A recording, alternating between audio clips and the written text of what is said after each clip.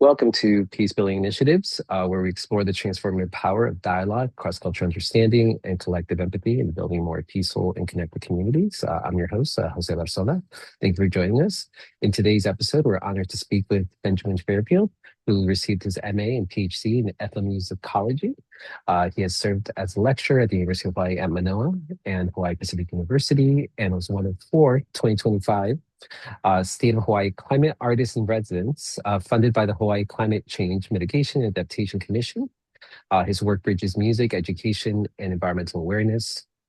Benjamin has led instrument building workshops at places such as the East West Center Gallery and the Downtown Art Center, taught music at Alawai Elementary School, produced a high school garage rock band debut album in Thailand while serving as a volunteer with the Peace Corps, and published in various academic and literary journals.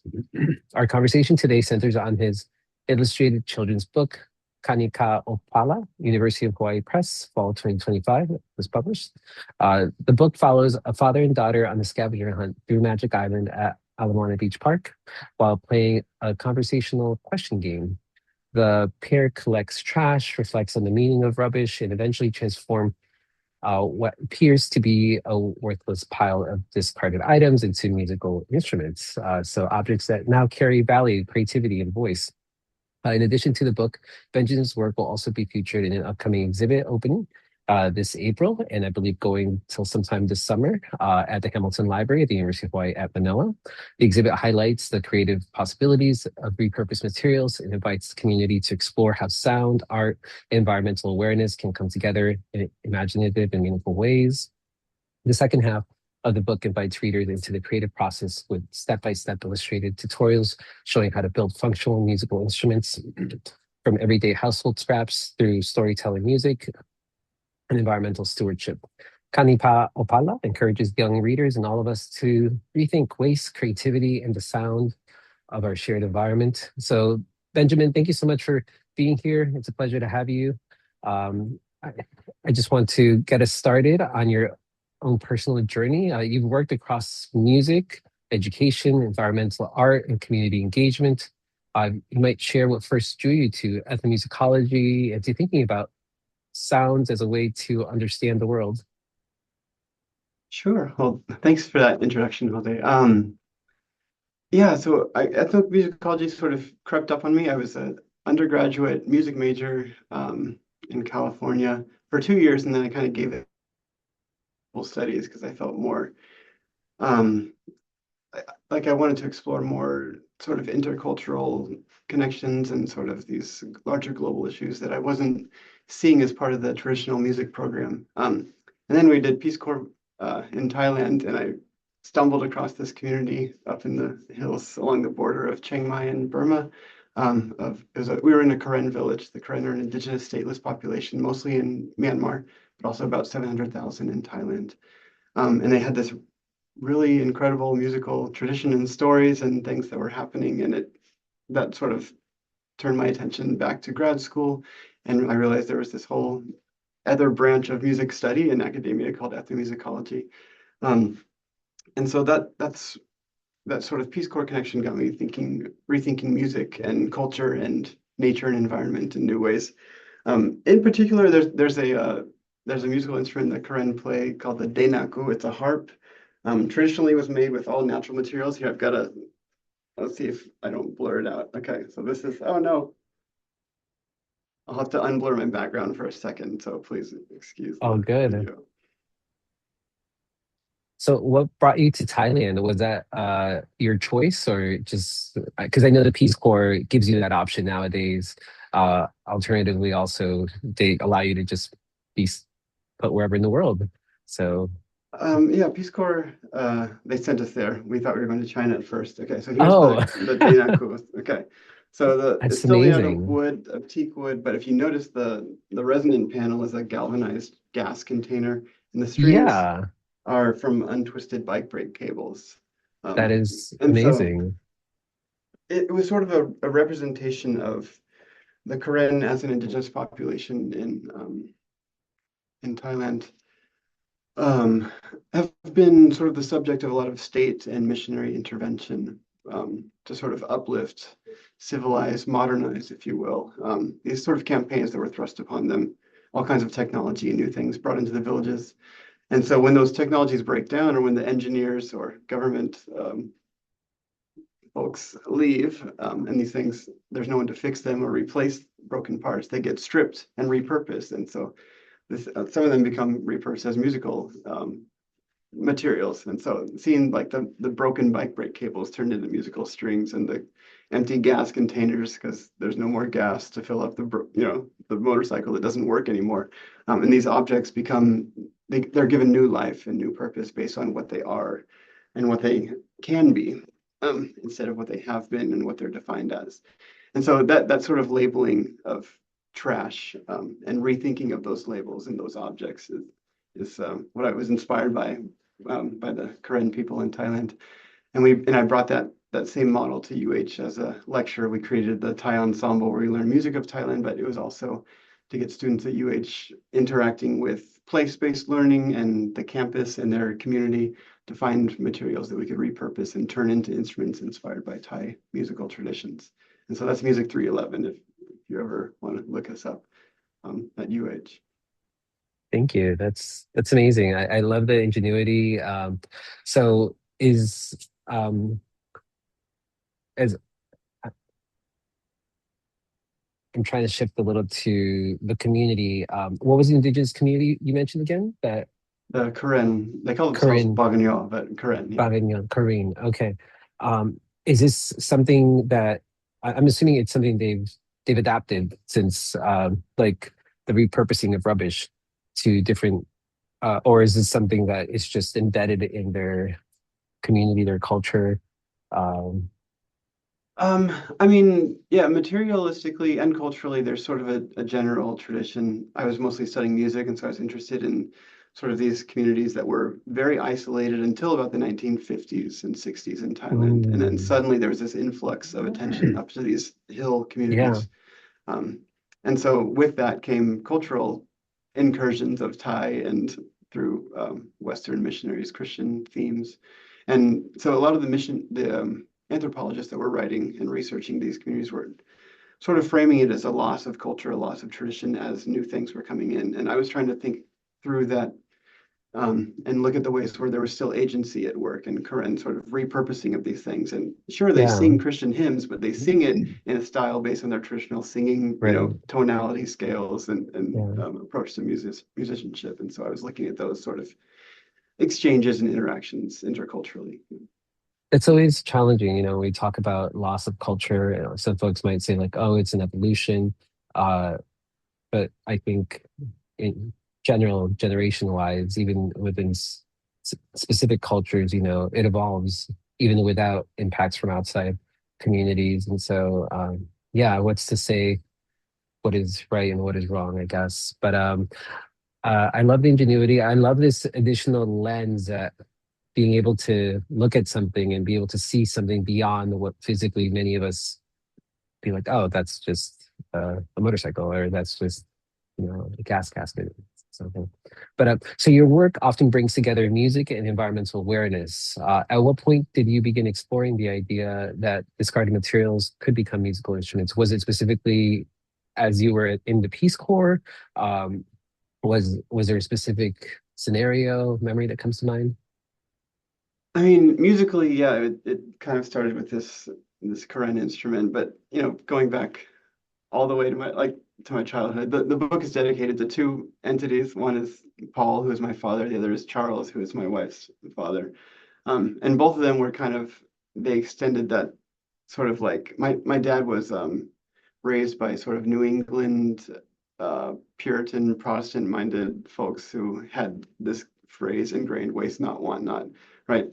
And so everything was like, you'd have like a little tiny bit of, orange juice left. My dad would be like, no, don't waste it. Like, or he would like be driving past, a fallen tree on the road and be like, that would make great firewood. Like he like comes back with a chainsaw and like, always had this eye out for things that people left and abandoned and discarded and could still have a use and a function. And it was a grace he extended to people as well, right? And so there's that underlying theme in all of this messaging and project. And so the musical application of that sort of mentality is like we have these things that have been labeled as worthless, have been labeled as trash, and if we accept, like, labels are really funny thing, right? They give us a shortcut to categorize and understand the world, but they also prevent further exploration or nuance or thought or examination of an object, right? Oh, it's trash. Okay, then therefore, and so if we stop and question, what does it mean that something's trash? Like, does it mean that it's worthless? And so if it's worthless, then therefore the next step is to throw it away. And like, okay, well, there's another label, away. Can we stop and just think about that label? Like, where is away? What does that mean?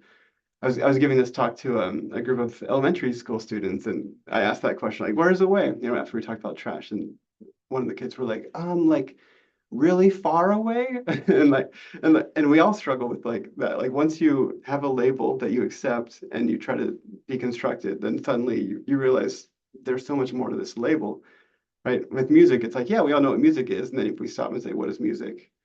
Then suddenly your brain has to do all this work that didn't have to do before because the label has been questioned, right? And so this book is sort of getting at that. Like we have these things, we have this idea of disposal and discarding that's a possibility, right? There's a place called away. And so if we accept that, then we don't have to think about where away is or where trash goes or what it means that we have a production cycle that extracts, exploits, uses, and disposes, and you're done with it. Right, and that's really problematic if you're thinking about it in terms of peace building work, right? We have that model existing already, and we apply it to materials, but do we also apply it to people? Are there people that we'd rather not deal with, that we see as or accept as worthless, that we would just rather dispose of and throw away and rid ourselves of? And so this book project takes those ideas and say, well, let's just sit with it and let's think through and find value in things that do have value, that we're trained to think don't have value. Oh, I love that. I love it. Thank you. Now you've taught and worked in different settings. You talked about the Peace Corps, you talked about the elementary school, you've been doing galleries. How have these experiences shaped the way you yourself approach creativity, community engagement? How do you decide what's next for you, I guess? Um, I'm bad at saying no to new offers like this one. It's great. Um, so it's some of it is me deciding, and some There's of it is always an people. opportunity to Yeah, learn. some of it is people seeing the connections, and be like, "Hey, you want to try this for our group?" And I'll be like, "Yeah, sure. Let me just find some time." Like, that's becoming the challenge more and more now. It's just finding the time because there's plenty of potentials and possibilities with something as open-ended as this. And there's plenty of applications. It can be just a basic environmental theme. It can be a musical one. It can be a just general creativity, arts and crafts kind of things, or it can be these deeper, philosophical discussions on meaning and purpose and worth. And that I guess that's been the development as I've gone through this. At first, it was just like a fun way to approach, because music in Thailand, because UH has these Asia Pacific ensembles, and I was trying to teach one that was, had a different lens, and so like let's incorporate place-based learning and environmentalism, and I found that my students, as we're going through these like builds that I had sort of recommended, they're like, well, what if we try to modify it? And I'd be like, great, like let's explore that venue. Then students were coming back like, I did a tour of the H Power plant this weekend, and I want to tell everybody about it. And and like I found that I was inspired by students' sort of interactions with these, and it's kind of like a growing, like snowballing project that every week we do a new instrument or something, and just seeing what kind of conversations those inspire led me to where it's gone, which is like when we're building trash instruments, usually the first thought people have is like, oh, like stretching rubber bands over a tissue box, as sort of like a sort of trinket cliche object that has a shelf life of about 24 hours and then goes back in the trash. So it's a really temporary diversion. And so I was trying to think like, how could we acknowledge the fun hands-on aspect of it, but also show that there is potential for these things to be meaningful and beautiful and not just a one-off throwaway, which is also fine to explore. Just as a creative project. But so I was like, well, we should. What if I use these instruments to record entire albums? And so I've I've done several albums now using just these instruments, and then I wanted to showcase that music, but also the instrument itself. And so at first I tried to write a coffee table book that was a poetry and showed the origin, the source of the trash, and then the second page was a song and the final instrument that would have the QR code linked to the song. So it'd be give a visual representation to what you're hearing. Because if you hear it, it just sounds like a regular guitar. But I've constructed things, and so I wanted to make sure that people understood that it was trash repurposed. And so that book failed, but there was one author or editor who saw the potential of my failed project, saw the value in what other editors and publishers saw as not worthwhile. And they said, what if you rethink it as a children's tutorial sort of illustrated work? And I said, yeah, let's give that a try. And so that's become sort of the endpoint of all those threads coming together to showcase the music, showcase the potential of these instruments, showcase the songwriting that I've been doing along with the whole project, and also the physical instruments. And so you see in my book, there's illustrations that also incorporate little pieces of trash. So these are plastic, and there's a bottle cap down here, and there's plastic wrapping that becomes the skin for drums, and there's chopsticks that become the tuning pegs. And so throughout the book, you see little hints of something coming that at first is just an illustration and a 3D element to the book. So what I'm hearing is there might be a concert in the future.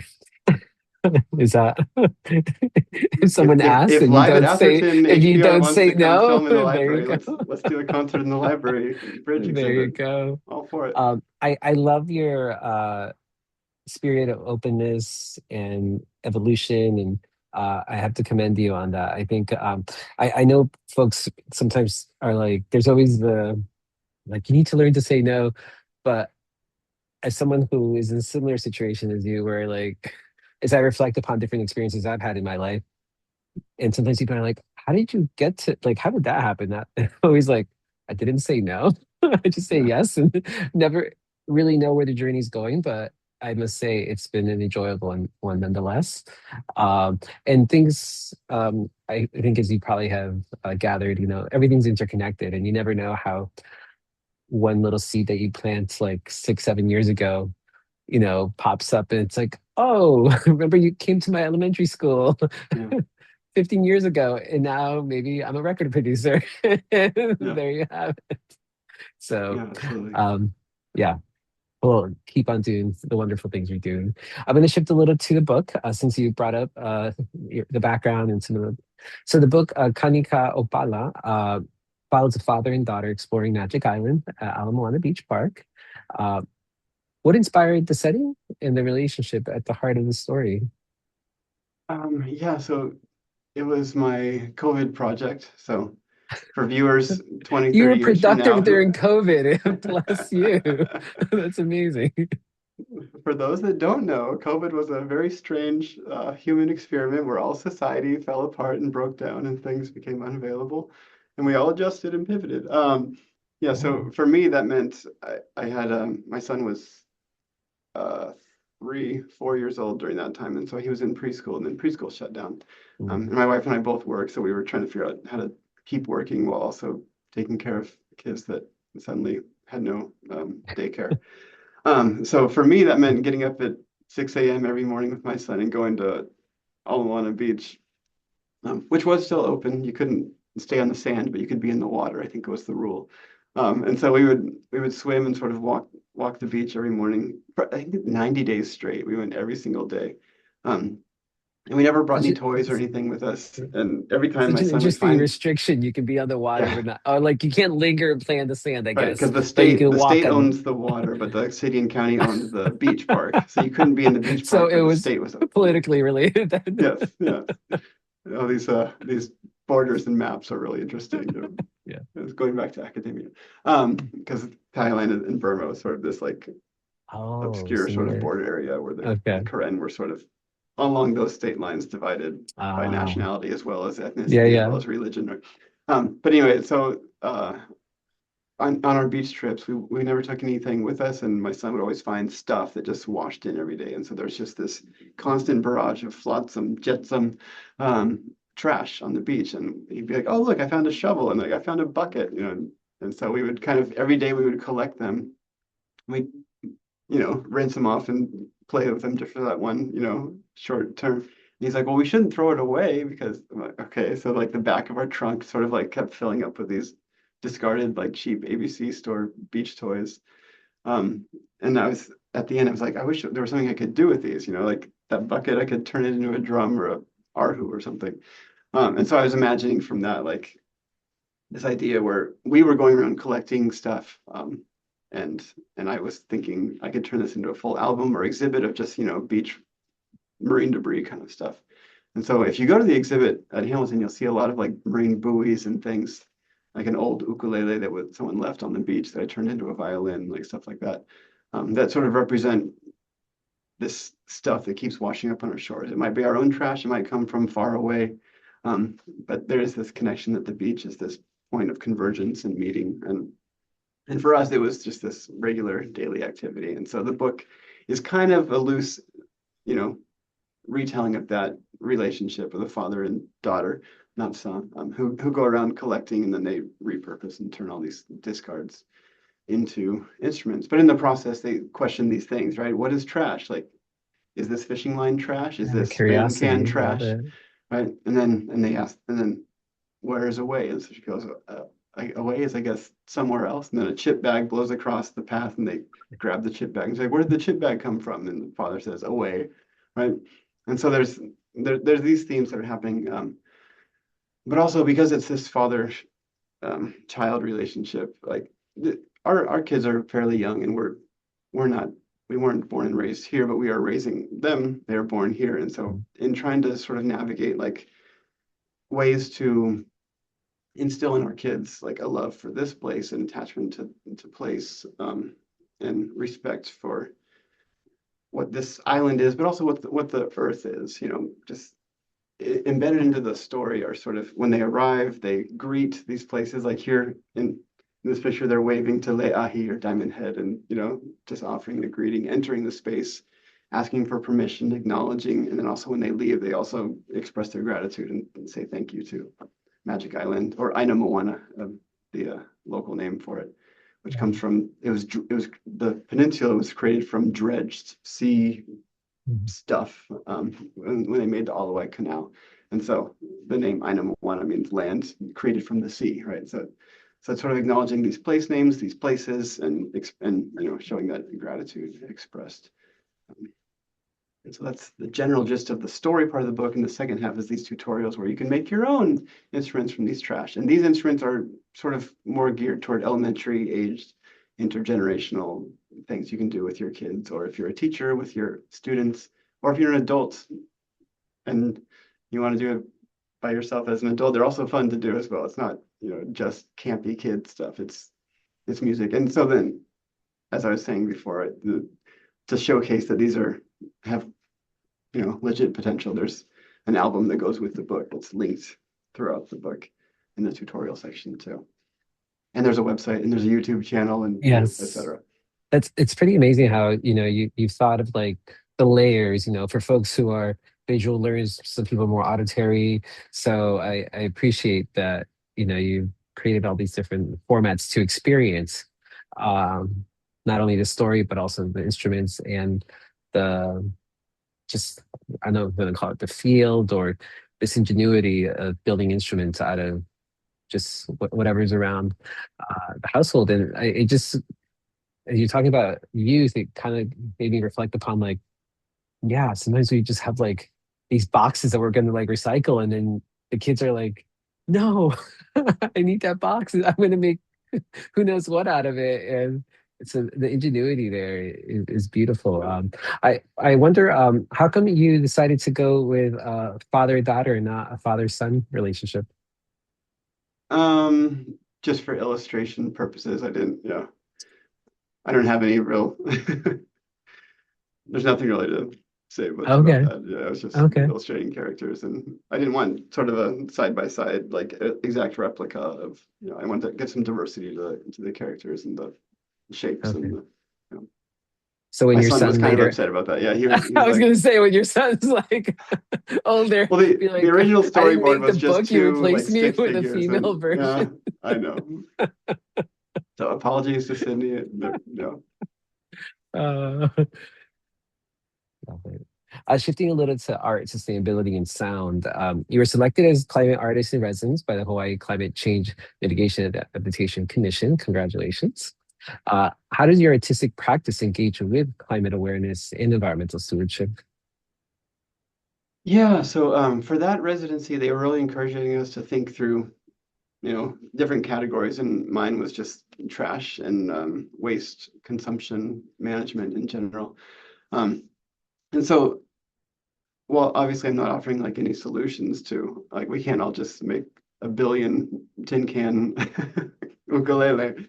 Um, I think what I was trying to point out was just the potential for these to music as this was sort of stopping point to get us to stop and consider and reflect and just point out through this idea of discarding and worthlessness, like what are these objects that we are interacting with? And just like we acknowledge and express our gratitude to the Aina, to the land that feeds us and nourishes us, these containers, that also deliver our food, our water, our sustenance should also be acknowledged.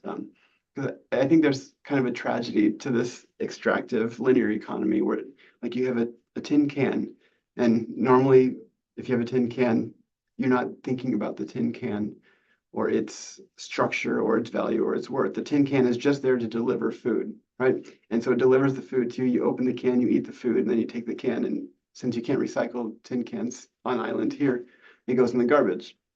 Um, and so like this thing, like, it's done amazing work, right? If you want to trace, I guess, the lineage, if you will, of the tin can, it goes all the way back to West Africa, where it's pulled out of the ground as bauxite ore, and that extractive process is extremely taxing on the environment.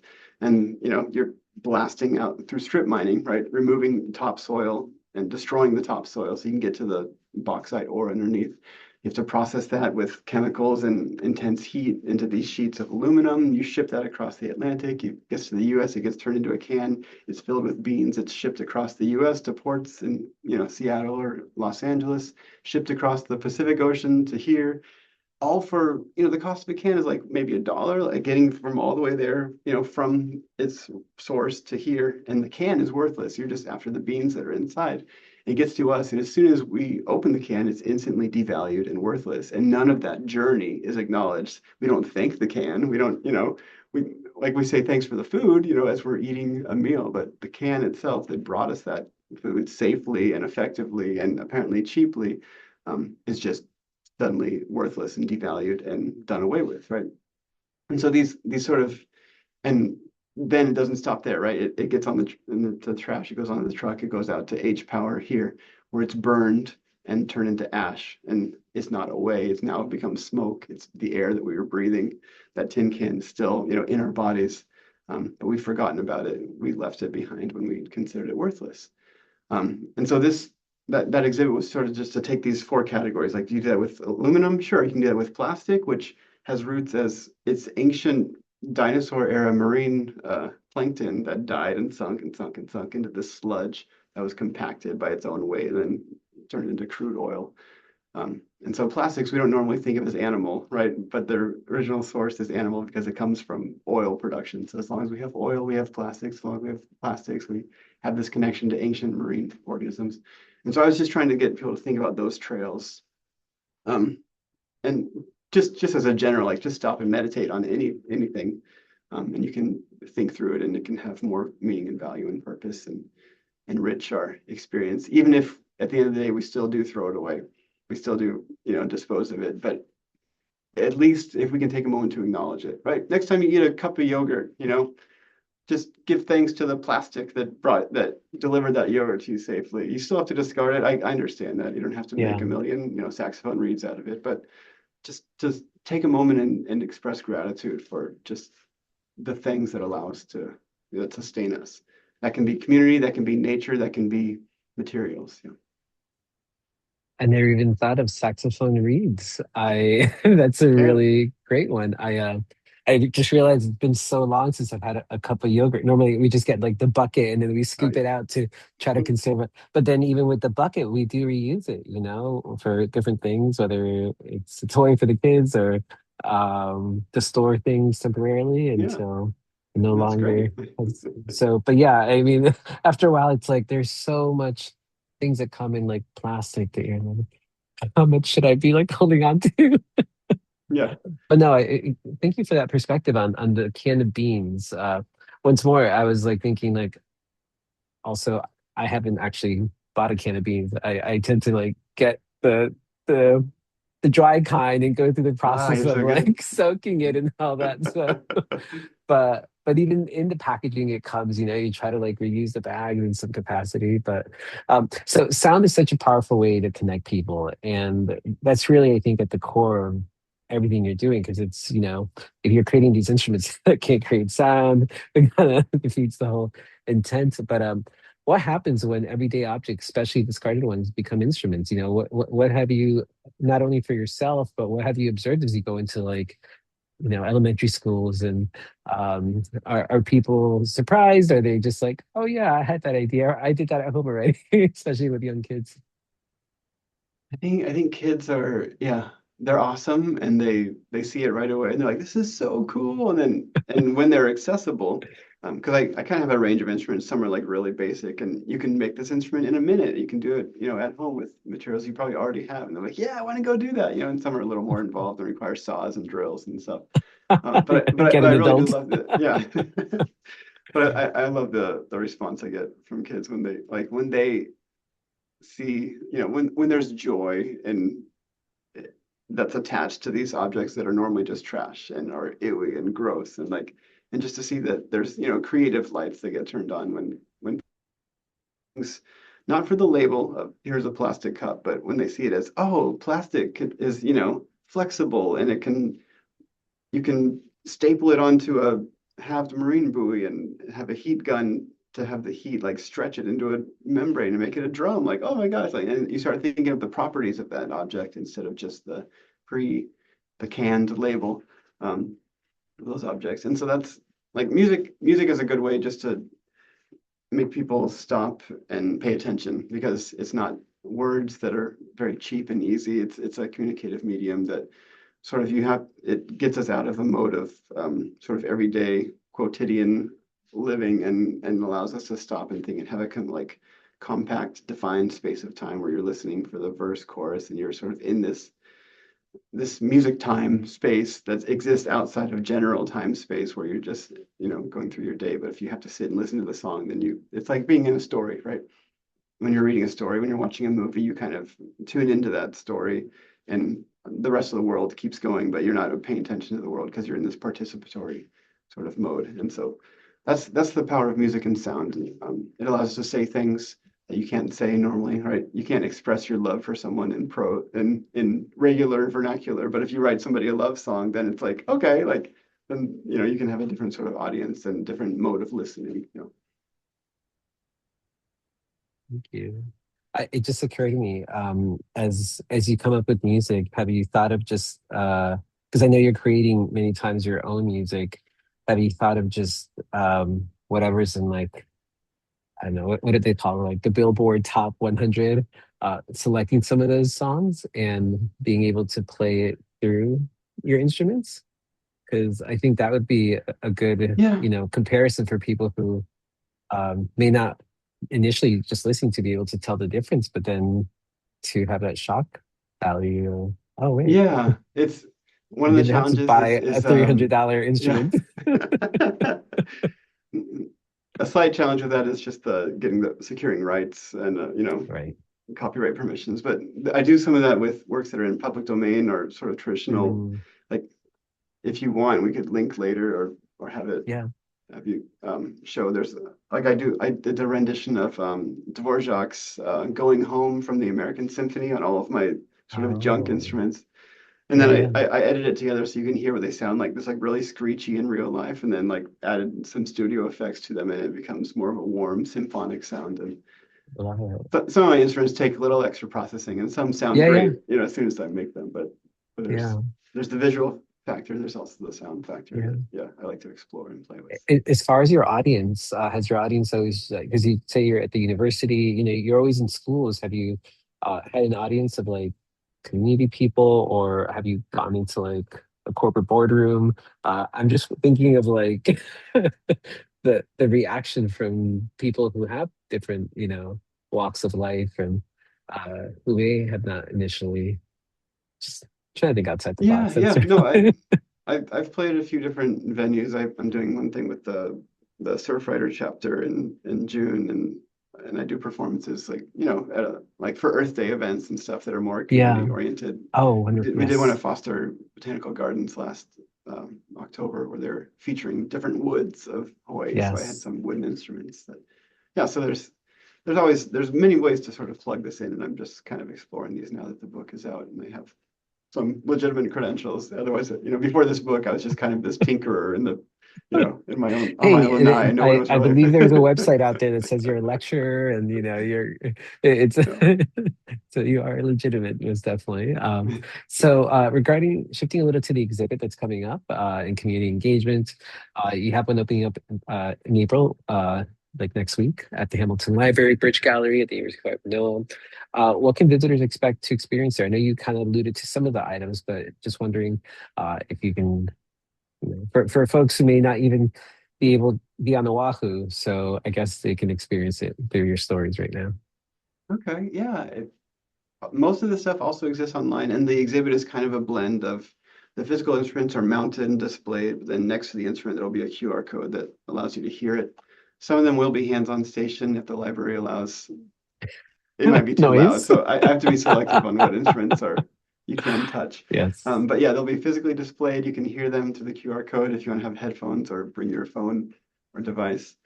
Um, so like an example of things, like I work with the Marine Debris Research Center at HPU, and they've provided me some giant buoys they've brought back from the Marine Sanctuary in Papahanaumokuakea Marine Reserve. And so those have been halved and turned into drums and harps. And so there's a marine debris section. There's a section that's all instruments made out of tin cans and a song that, like a multi-layered track of like all 20 instruments playing together. Like there's like a tin can gong ensemble and a tin can banjo or a canjo. There's a spam can turned into a harp. There's all kinds of trash. There's boba straws that are now flutes. There's PVC pipes that are flutes. There's bamboo that are now flutes. Um, and so there's, plenty of stuff to come and look at and play and listen to and, enjoy and experience. And if you Does the can't make it to the exhibit, physical exhibit, there's an online sort of version of it too. thank you. And is it going to weave in your book, the Kani ka ʻōpala, or did they expand There, on it in yeah, I'll possibly? have a Or display with that book where you can flip through it, and also a QR code where you can order your own copy if you want. It's yes. through UH Press. Um, and I guess I should say real quickly that the title Kanika Opala is a play on words. There's the Hawaiian phrase Kanika Pila is to jam on musical instruments. Pila is musical instruments. And Kani is the voice. So the voice of musical instruments is normally how people describe those backyard jam sessions here, where people get together and play music. Let's Kani Yeah. Kapila. And so Opala is the word for rubbish, and so basically it's the voice of rubbish or jamming on trash. And so that's where the name comes from, and that's what we're trying to evoke with this idea that it's interactive, it's communal, it's also musical and trash and all these themes coming together. So at the exhibit, you should be able to have some of that experience visually, but also tactile. You can play these things too. Love it. And you can And read the thank book. you. Yes, I love that you're something I've been coming across lately is how a lot of wonderful people, such as yourself, are uh, bringing life to things or items that you normally wouldn't think. Normally we think of like humans and animals have life, but in a separate conversation, we talked about oral traditions or storytelling. In this case, you're bringing life to rubbish, to what people might not. It sounds weird to call it rubbish, but what people may not even give 2 seconds about it. It's like, oh, it's in the peripheral of things that are essential, around me. Um, so in just shifting our perspective a little more as to how we can be a little bit kinder to our environment and repurposing things and thinking outside the box. So thank you for that. Now, Yeah, the subtitle of the book is "How Can Garbage Sing?" Right, and so it's exactly that. It's do they still have a voice? Do they still have value? Right, do they still have a I story to tell us? Right, even though I they're would I would static love objects. your book to become like a cartoon or animated project that maybe that's hey, Yeah, sky's the limit. Just yeah. gotta If find PBS wants to, I'll be the Bob Ross of or repurposed rubbish Netflix out instrument there, music. whoever. Yeah, anyone That's listening? right. Um, no, thank you. Thank you for nurturing that creativity, the environment, and creating a space for dialogue. Um, so, do you, so your exhibit's just a standalone. Obviously, we don't know if people will be able to play based on normal rules of a library, not too much noise. Uh, but are you planning to do any kind of gatherings to as related with the exhibit, workshops, or where can people go, I guess, to learn more about um, upcoming projects Um, and yeah. I mean, you can follow me on social media. okay. These things kind of come up randomly, and I generally partner with entities that host them. So I'll be at the Bishop Museum for the Micronesia Festival in April 25th. I'll be at Barnes and Nobles doing a reading and workshop on April 18th, I think it is. We're doing a presentation for the Manu Oku festival coming up in May at the Palace. Well, I'm just going to play a song that's related to the White Tern. Um, I don't know, things kind of keep popping up, and I don't have like a master calendar except No, it's quite in my okay. head. But you can find me there, or you can just check in, follow me on Instagram or my website or something, Okay. Okay. just reach Well, out. for folks who are listening is and I'll put it in the summary, but it's kanikaopala .com Yeah. where you can learn more about all the wonderful things that Benjamin is sharing, and that has access to everything from his class, his TikTok, YouTube. You're everywhere. So wonderful. This podcast focuses, I know you touched a little bit on peace building. And in your view, how can music and creativity help people rethink relationships with each other, with the environment? You're in this process of getting folks to transform something that would be discarded into something meaningful. Um, what would you say that teaches us about value, community, possibility? It's kind of one in your own words. I can fill in Yeah, no, the answers, but I think I probably answered this earlier, but the idea that this idea of discarding, right? That something is worthless, you throw it away. And we normally think about that with trash and objects, yeah, but we're kind of primed based on that system to do the same with people. Like there are in a very polarized society, there I think we all have that feeling of like, I wish I didn't have to deal with whoever it is, right? No matter where you are on whatever spectrum or political national affiliation, right? There's this idea that I think we all have. Like I wish I didn't have to deal with, this problem of the other. And in fact, if we stop and get rid of those borders, those imposed divisions, that those labels that we come to an interaction with, and if we don't think of someone as whatever label that is, and just come primed to acknowledge that this is a person, this is someone who has value and worth, and we can work together, and we cannot throw each other away, right? That's not an option. Then it sort of reframes the conversation of how can we acknowledge each other's stories, each other's values, each other's voices, um, and yeah, it's just taking that option off the table, right? You can't throw this person away. You can't throw this group away. You can't throw whoever away. There's no away. Like we are all here together. We have to find a way to value each other. Right? And devaluing is sort of the first step that allows us to justify violence and wars and whatever else, right? If you stop thinking of this person as human, then you give yourself license to whatever, discard them, dispose of them. And that's not really an option that we want to allow ourselves to continue to explore if we're going to be human in this world.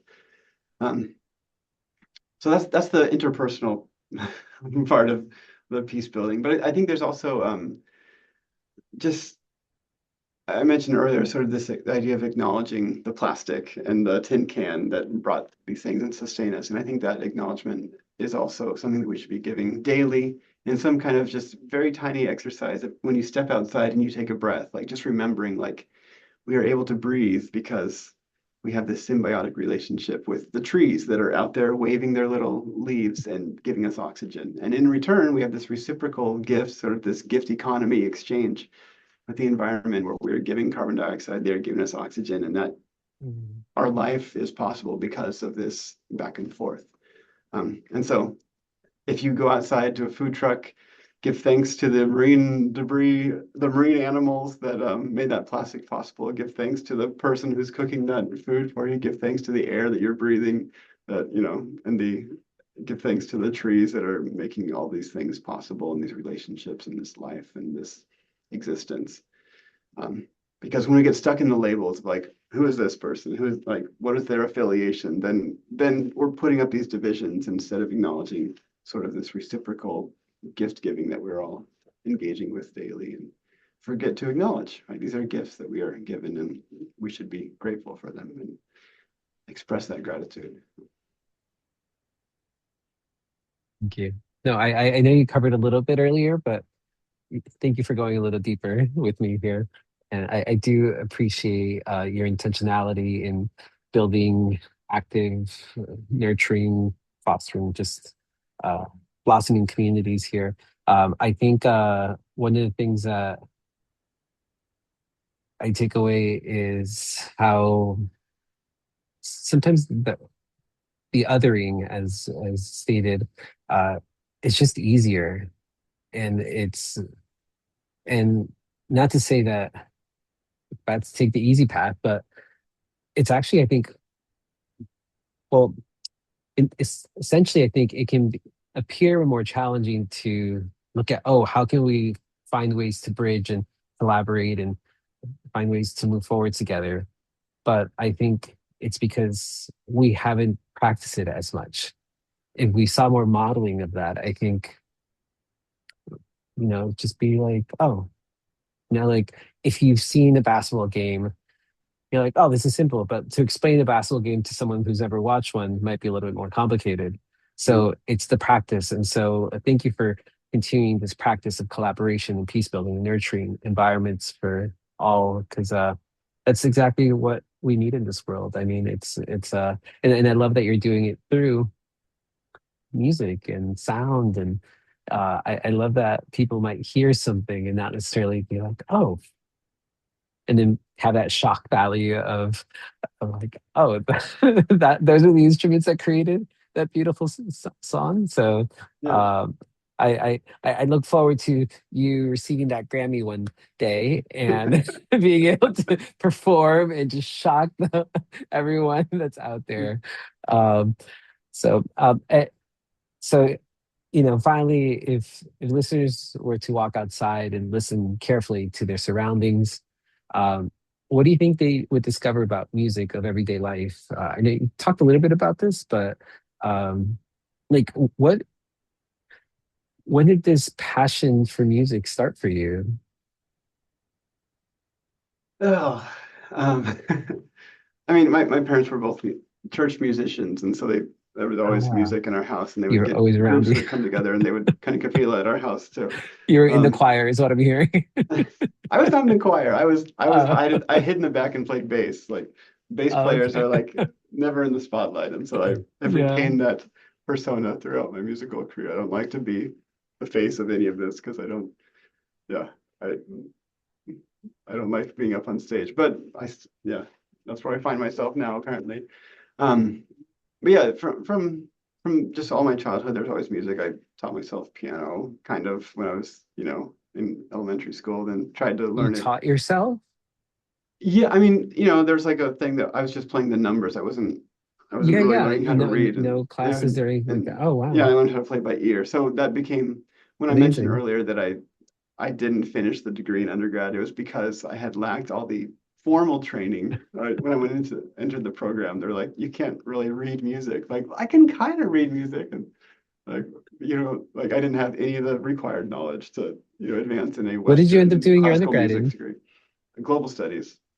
Love Yeah. it. Hey, it's all intertwined. Yeah. Those two kind of came back together. I'm like, oh, Yeah. I could just combine global studies with music, and that's therefore ethnomusicology.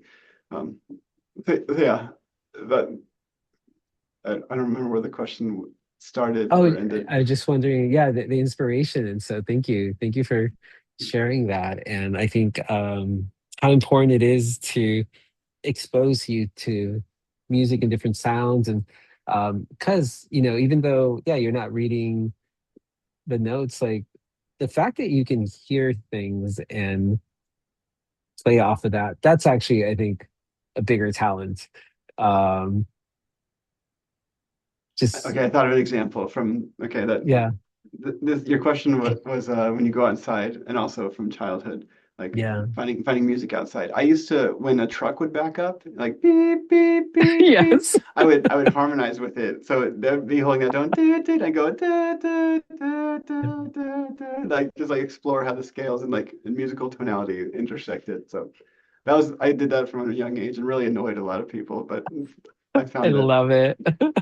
I responded to music and wanted to play with it right from early on, and which was also another reason why I didn't do well in the formal study of music because I was more interested in like tinkering with it and breaking the Yeah. rules and stuff. And when you learn music theory, there's all these like really set ways of how you're supposed to approach music and perform it.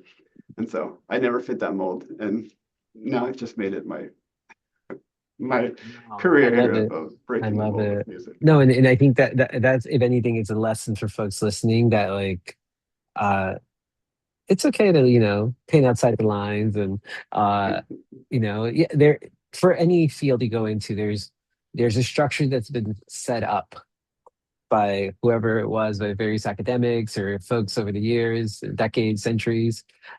It doesn't necessarily mean that's the only way it can be, though, and that's the beauty of the arts and in general, just education that it keeps evolving.